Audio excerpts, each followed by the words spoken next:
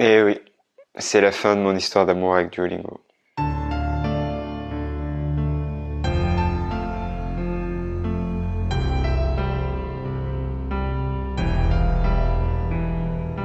Hola amigo, ¿cómo estás? ¿Qué tal? ¿Qué te cuentas? ¿Qué hay de nuevo? Bref, j'espère que tu vas bien. Bienvenue sur Amigo, la chaîne pour apprendre l'espagnol et découvrir la culture d'Amérique latine et d'Espagne. Aujourd'hui, je vais t'expliquer pourquoi j'ai arrêté d'utiliser l'application Duolingo, que ce soit pour apprendre l'espagnol, le russe ou l'allemand. Je vais donc te donner un petit peu mon ressenti par rapport à Duolingo, si c'est vraiment efficace, si ça peut vraiment t'aider ou pas, et je vais aussi bien sûr te donner des solutions alternatives pour que tu puisses encore plus progresser en espagnol, donc reste bien jusqu'au bout de la vidéo. Bon, d'abord, c'est quoi Duolingo au cas où tu connais pas l'application? C'est donc une application qu'on trouve sur téléphone mais qu'on peut utiliser aussi sur ordinateur, qui est ludique et gratuite et qui est assez sympa. En fait, l'apprentissage des langues avec Duolingo, il est ludifié, il est gamifié, donc il est sous forme de jeu. Tu vas faire des mini-activités et à chaque fois tu vas gagner des points d'expérience et tu vas progresser. Avec Duolingo, tu peux apprendre l'espagnol mais aussi n'importe quelle autre langue. Il y a un énorme choix de langues que tu peux utiliser sur l'application.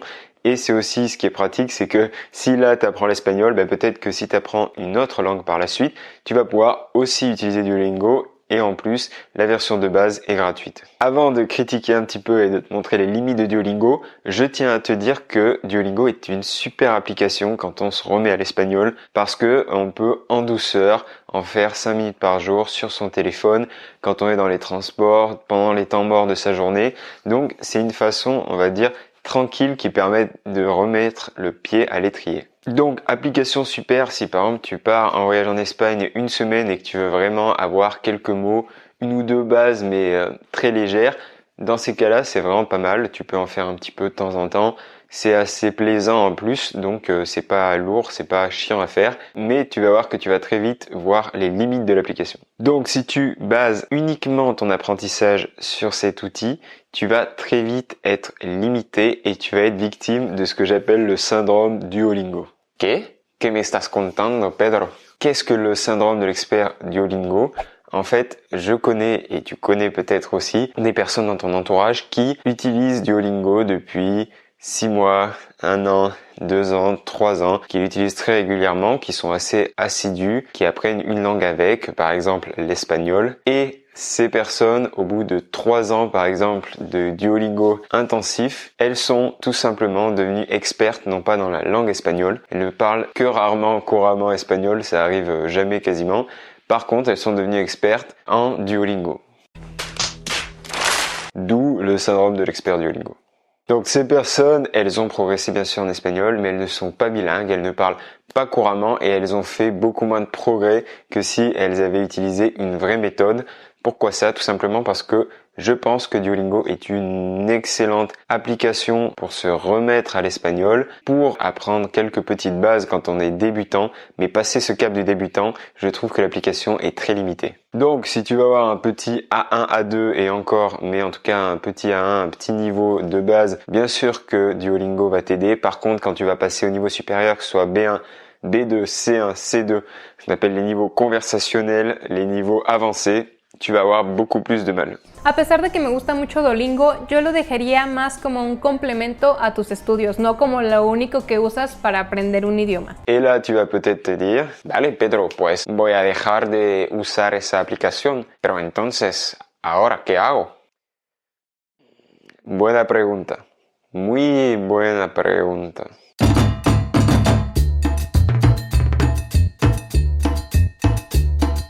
Les flashcards, c'est une façon hyper optimisée d'apprendre et de mémoriser le vocabulaire dans sa mémoire à long terme, car tu vas pouvoir déjà créer des cartes très visuelles avec la prononciation et tu vas pouvoir les revoir à intervalles réguliers. Ça va te permettre vraiment de t'améliorer et de passer au niveau supérieur en espagnol.